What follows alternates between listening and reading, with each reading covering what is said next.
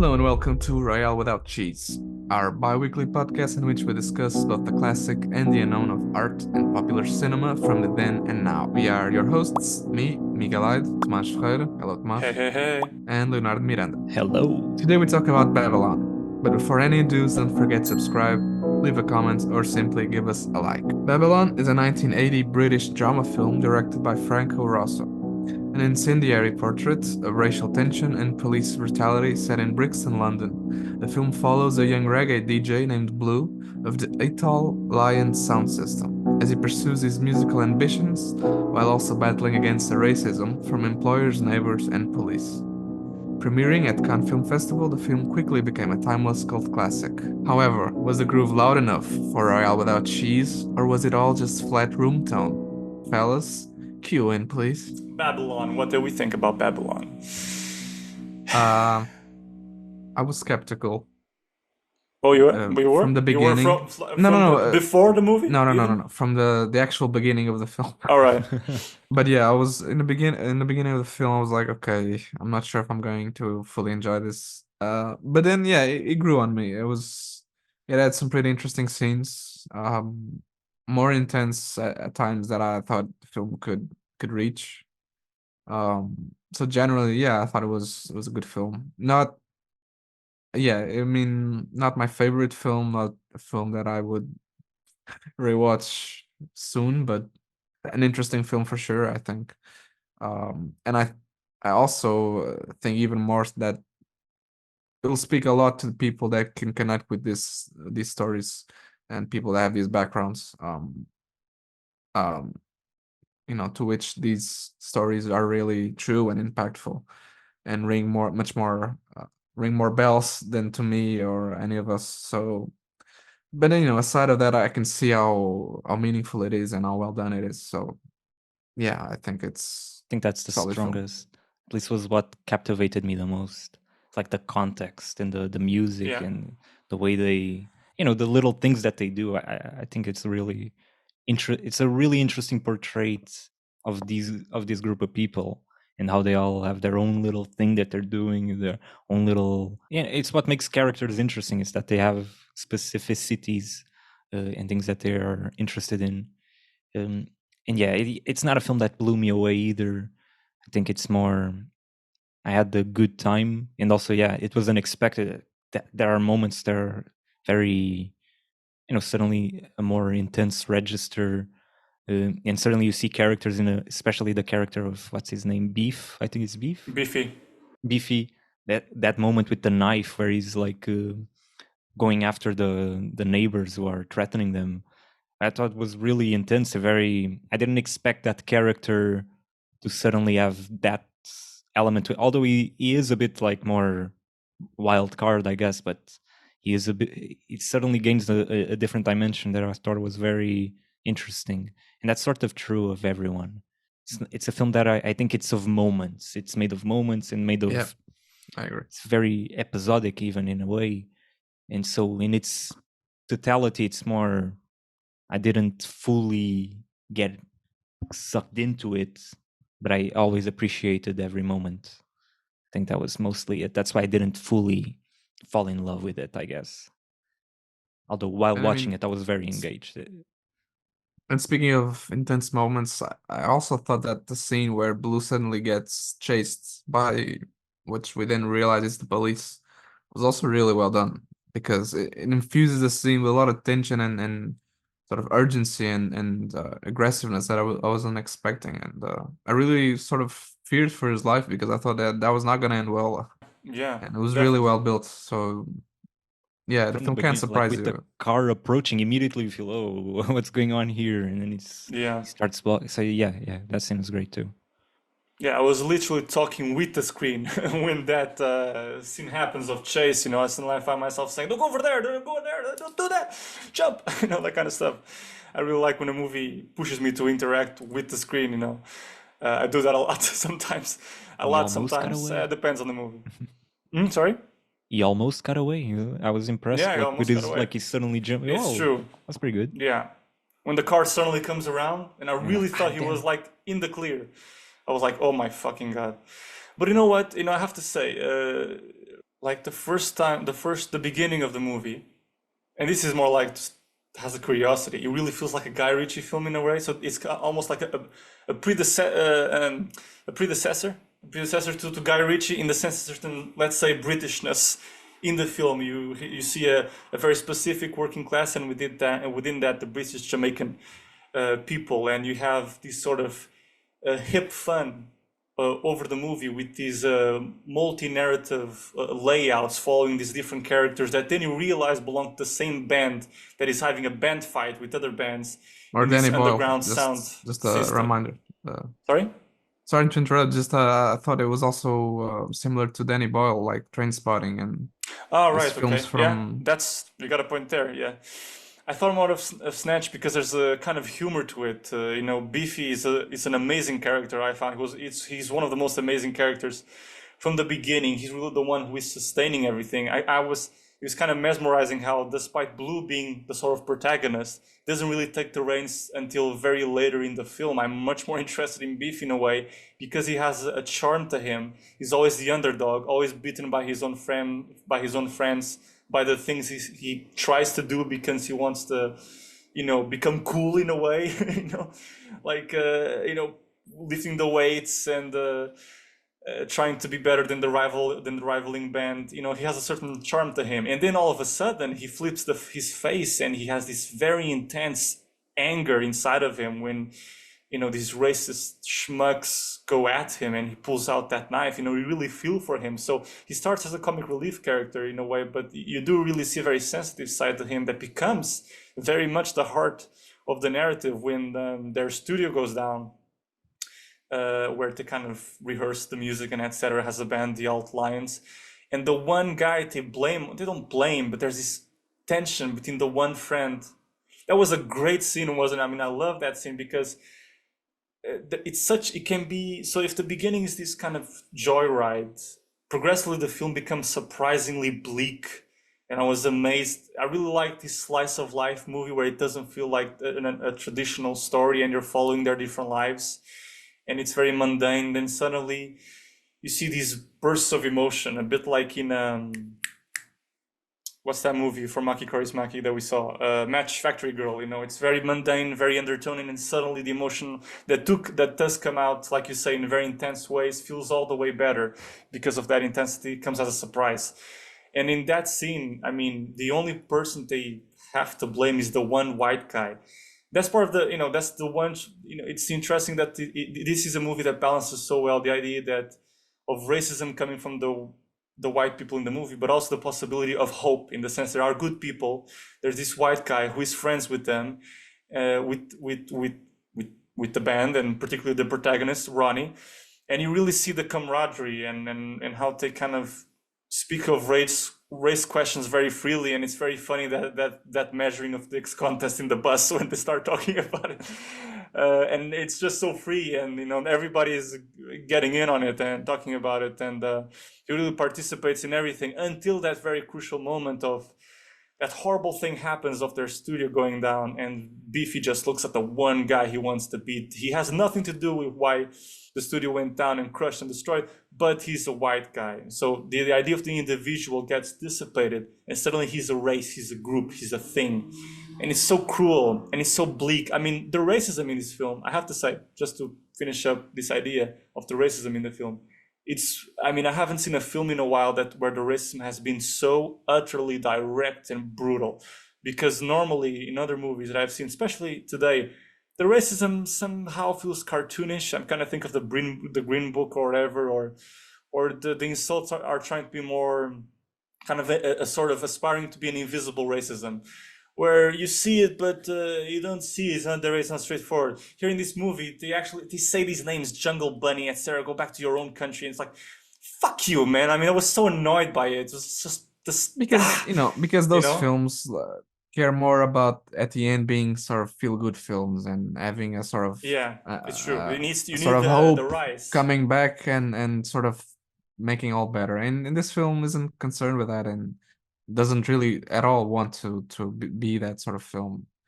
It's just, as you said, it's a slice of life. It's what it is. It's very raw, and if people are racist, then they are racist, and they will say whatever they say, and won't sugarcoat it or anything. But yeah, I mean that scene, I thought it was really good, and I think Ronnie, I think he's like headbutted, like it's not punched. Oh I think yeah, he oh goes for the yeah, head, oh yeah. and after you see that he's not just sort of wiping away his nose, but he was actually crying because that was his Oh friend. I mean, yeah. I was so saddened by that scene You're because you're describing it to perfection because I noticed all those elements in it and it made me feel so much more for the situation. yeah, you really feel for him because it's like a betrayal in a sense, and Yeah. it's very A very betrayal that sad, in essence is not a betrayal. It's kind of he's the aim of all of this thing that's going on. So it feels so unfair at so many different levels, you know. It's like Yeah, a friendship being destroyed that doesn't really need to, and because of these other schmuck people. And at the same time, all this is going on, and the guys that do ask Beefy to stop do not help him get up, but they do say, "I hope you stay all right." It's like it's the situation is so heated in there they cannot even interact with him. It's like even for those people in the room that are understanding that Beefy has gone too far and that he's not the guilty one, are just not with the mindset to kind of help him up. I would just need to move on, solve this problem we have in our hands, but do not interact with the white guy. Even Blue is like, I'm not going to do anything, and he's the closest one. So when Ronnie kind of gets up and looks at Blue, it's just like, so see you, man, see you, and it's kind of away, and it's just so sad, so sad. And yeah, I really like how the It's film. sad, I but kind it's of also sure. like it's sad again. Just to end on that thought, because that last moment between them, it's very like I really felt it, but it's like very underplayed. Again, it's like a sharing of a look, and Blue is clearly affected by everything that went down, but just like the others, he's not really able to express anything to him because like it's what you're saying. There's like an like a crossroads of unfairness going on and like so much injustice. These racist guys come in, destroy everything, and because of that, this group that was so unified and happy, and you know they had their problems, but they were living life as best as they could. Like suddenly, that fabric is destroyed because of again those other assholes. Very affecting that moment. I felt like for me that was the moment where I became more where Blue suddenly for me became more of the protagonist. It's kind of late in the film, so to me yeah, that's I why was it gonna took say a the same bit. thing. Because until then I felt the same. Like Beefy was the guy that is fascinating. He's such an interesting character. Yeah. And then suddenly like that betrayal, Beefy headbutting Ron, it's like suddenly transports for me the protagonism a bit to Blue again. Which is it's interesting. Yeah, it's so subtle how it shifts towards Blue because honestly, I mean, I was reading in the synopsis and it said, you know, we are with Blue, this DJ, whatever, and I was like, wait a minute, Blue was the protagonist. And then I think about it, and yeah, it really was, but you don't really sense it for most of the Yeah. film until eventually you kind of realize that a lot of the scenes are with him and based on him, but you don't really. It's not a strong feeling. It's not an imposition, um, because there's such a shift between the characters. I think. It's not so much that he is uninteresting, it's really that. It's because there's a No, no, shift no. between too many characters. You see Dreadhead, who is the leader of the gang, who is an amazing. It's not so much what he does, he's just so confident. Let's do this, you know. I really love the scene where he is like at the office of that kind of record label guy and he's dealing with how he's gonna get the right music and he's like, do you want weed, man? And it's like it just seems like a scene out of a Tarantino movie somehow, like I was reliving Pulp Fiction in a way. So I just thought that whole interchange was very interesting. Who do you think I am, man? Some kind of guy I just oozing cool every time I saw You that guy with the clat. hat and the They were glasses. always saying Blood clot. clat. It was they Yeah, have the Yeah, such blood clot. funny things. Yeah, it's very interesting. It's very interesting because like I don't know exactly what it means, but you get the feeling of it. Like Yeah. every time they use it, you can I get it. It's to Which do is with interesting. tampons. Tampon. I don't think it is. I- I think I'm- it I'm like not it ki- literally means so much. I searched it. Maybe it's more than one thing, but I searched Yeah, and that's no, what no. it said. I know, But maybe like it's more. that's what I. It's just that they use in such different. It's like in Portuguese, like the way you'd use porra, tipo, in many different. Sure. Usa essa porra, tipo. Yeah. Porra, Right. magoei-me. Tipo, actually, I think it's something more like that, which is interesting. But I also think The it idea has was meanings. So It was because there's in Jamaican culture there's association with unclean blood or something from a woman, so that's what I read. It's fair, yeah. But probably it's what you say. It says more than one, meaning in several situations.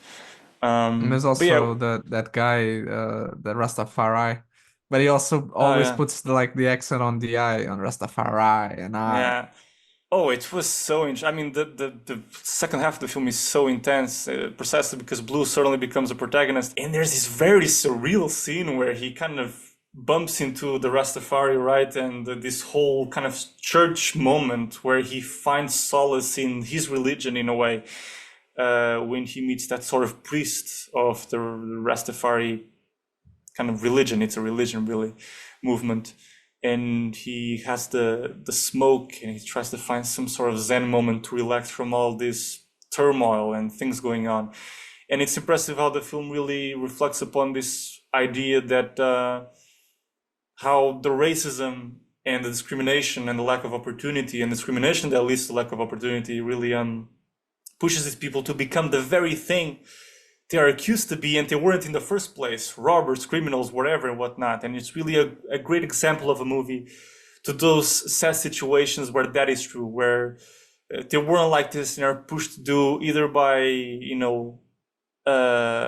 unlucky situations of fate, like when he meets up those people. One of them, it's these two guys, one of them is the brother of his girlfriend, and suddenly he finds himself robbing this white dude and kicking him, and he's put in that very position that he's accused of, and he doesn't want to. And he's so full of positivity at the beginning of the movie, having a job, taking Beefy away from the danger zone, not allowing him to kind of cut up the white guy who is going against Beefy and calling him names. That is really kind of sad when he succumbs to actually being the one that knifes a white guy at some point, and to those labels.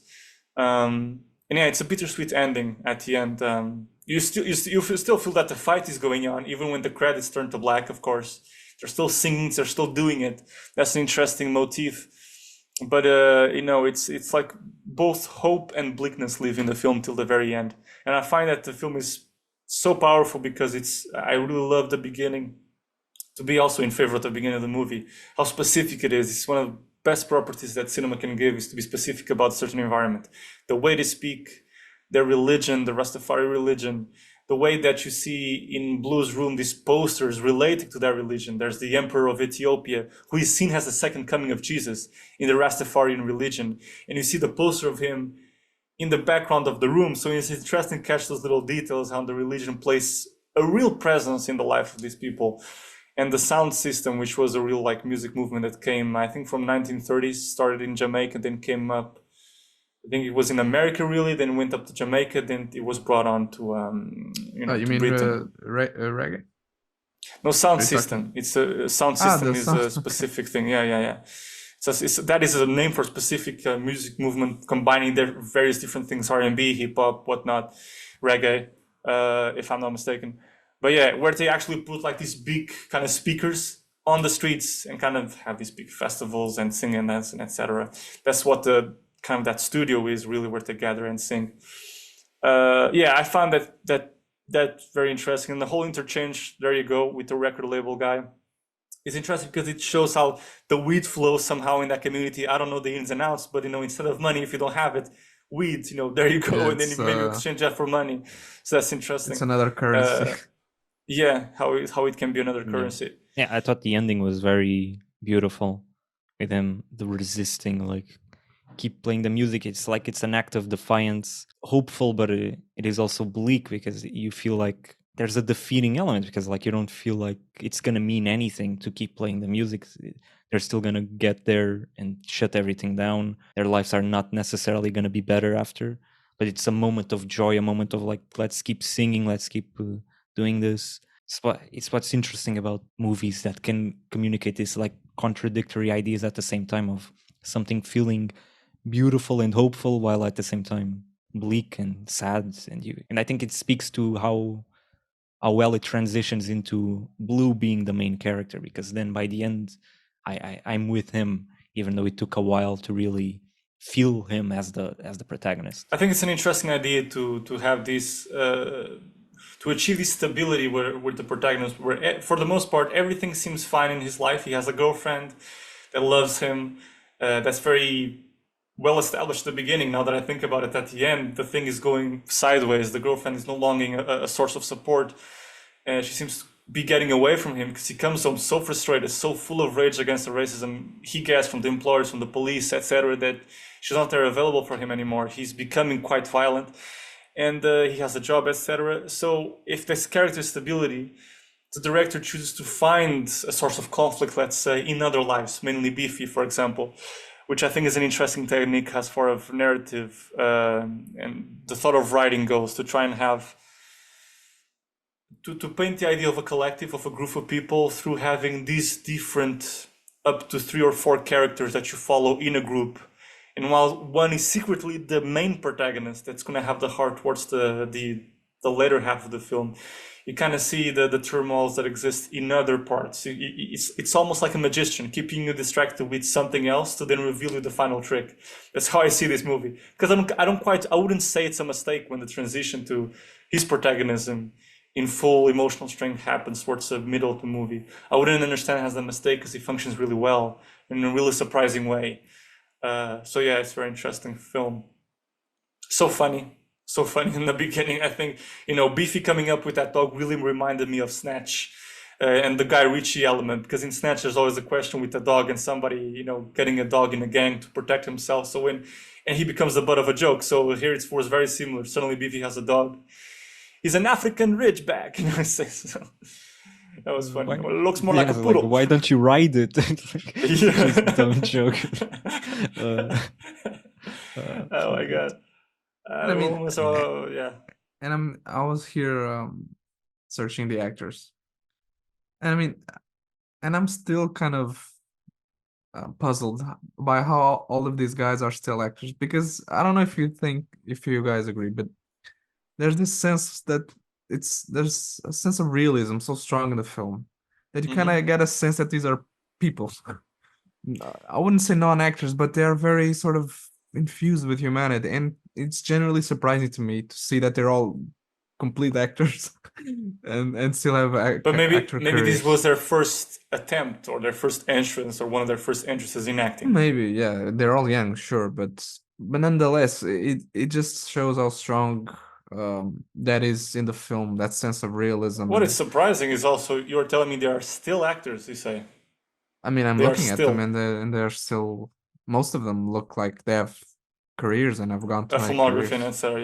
Yeah. Blue is a DJ, or not a DJ. Is it a DJ? No, it's a reggae singer. Right, because that was surprising, because at the end that he's the one who's singing, and I thought it was supposed to be the other guy. So that was a little twist.